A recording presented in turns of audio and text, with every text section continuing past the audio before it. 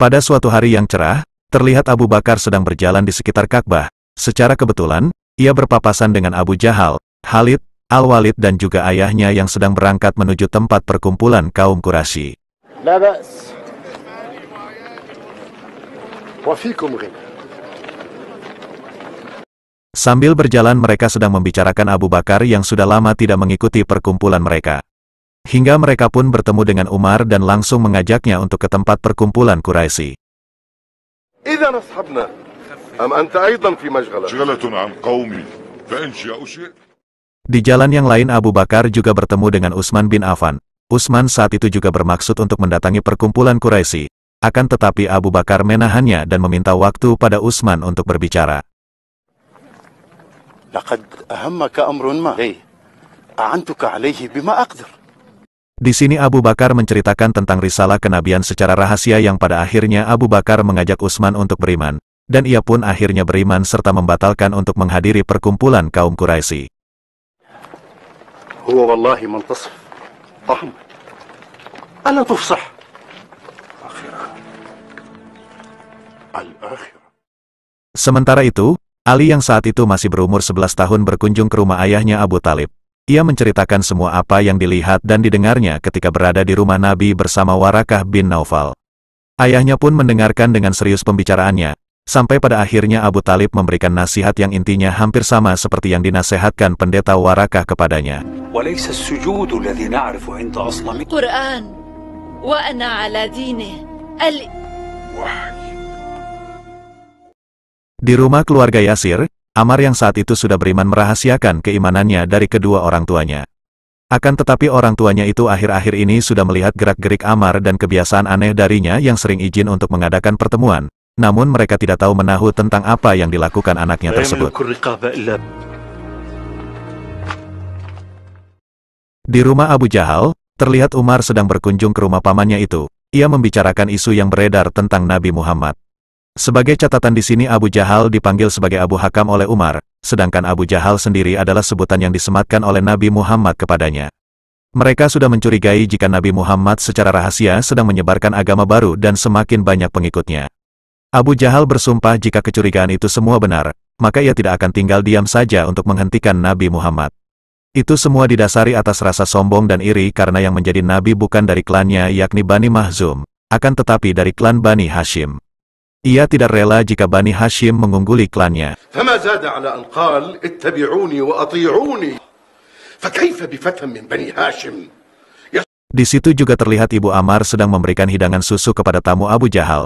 Ternyata Ibu Ammar mengabdi pada keluarga Abu Jahal, atau lebih tepatnya ia berhutang budi pada Bani Mahzum yang dulu membebaskannya dari perbudakan dan menikahkannya dengan ayah Ammar. ألم أقل لكم سمية امرأة عاقلة. Tahun ketiga masa kenabian, di sini terlihat Abu Sufyan dan kroninya, ini orangnya. Mereka secara kebetulan melihat beberapa orang di atas bukit sedang mengerjakan sholat. Abu Sufyan langsung saja mendatangi mereka dengan rasa murka. Ternyata isu selama ini tentang Nabi Muhammad dan agama baru bukan hanya isapan jempol belaka. Mereka yang sedang sholat ini antara lain adalah Abdullah bin Mas'ud, Sa'ad bin Abi Waqqas, dan terlihat juga Ammar serta beberapa orang. Akhirnya, mereka pun berdebat dan berujung pada bentrokan kecil.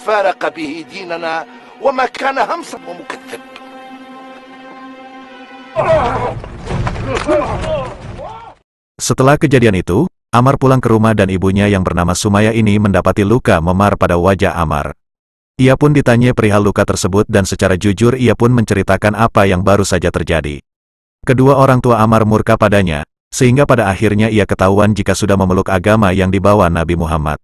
Kedua orang tua Ammar memarahinya terus-menerus, sampai akhirnya Ammar membacakan surat Ad-Duha yang membuat kedua orang tuanya seketika tertegun dan takjub dengan isi surat itu. Alhasil kedua orang tua Ammar pun mengikuti Ammar beriman kepada Nabi Muhammad dan memeluk agama Islam.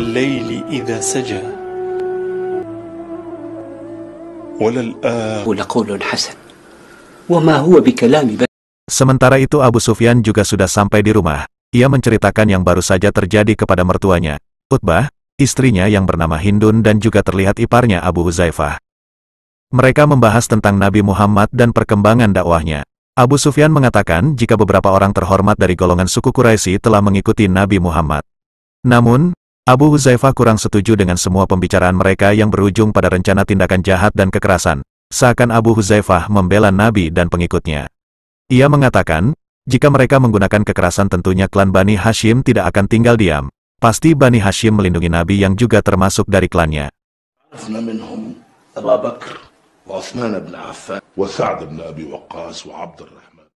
Berlatar di tempat adu jotos, terlihat Wahsy yang seorang budak memenangkan adu jotos dengan seseorang. Di situ juga ada Umayyah bin Khalaf, tuan dari Bilal bin Rabah yang sedang menikmati pertunjukan duel.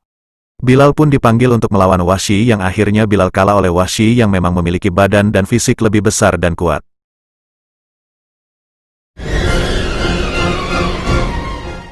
Sekembali dari pertarungan, Wahsy ditemui seorang budak wanita.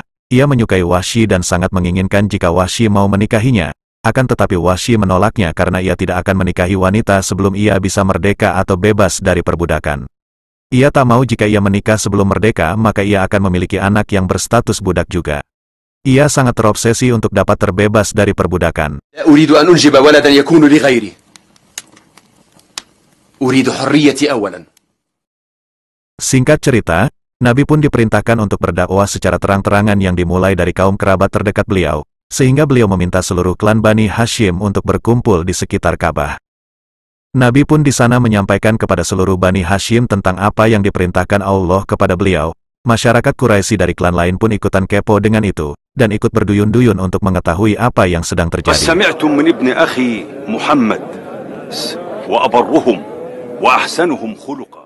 Setelah Nabi menyampaikan risalah beliau, masyarakat menjadi gaduh dan beberapa orang mendustakan perkataan Nabi.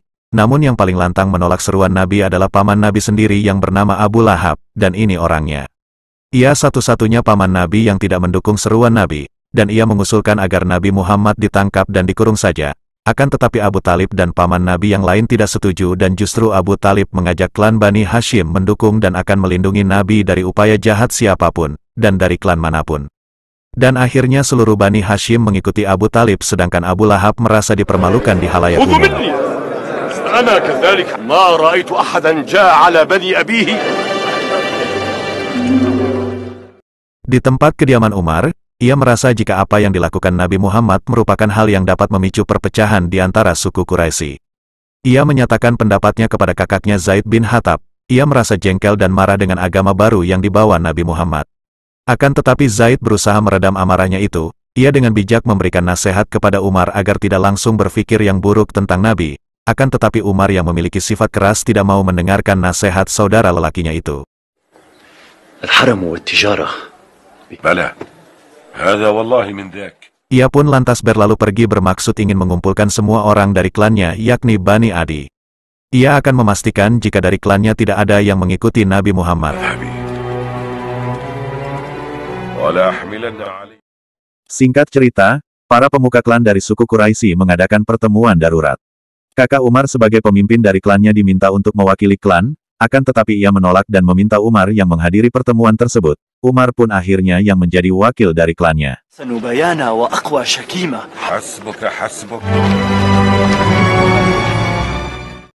Di tempat pertemuan, di luar ruangan terlihat para pemuda Mekah sedang asik ngobrol dan berjudi di saat tetua klan mengadakan rapat darurat.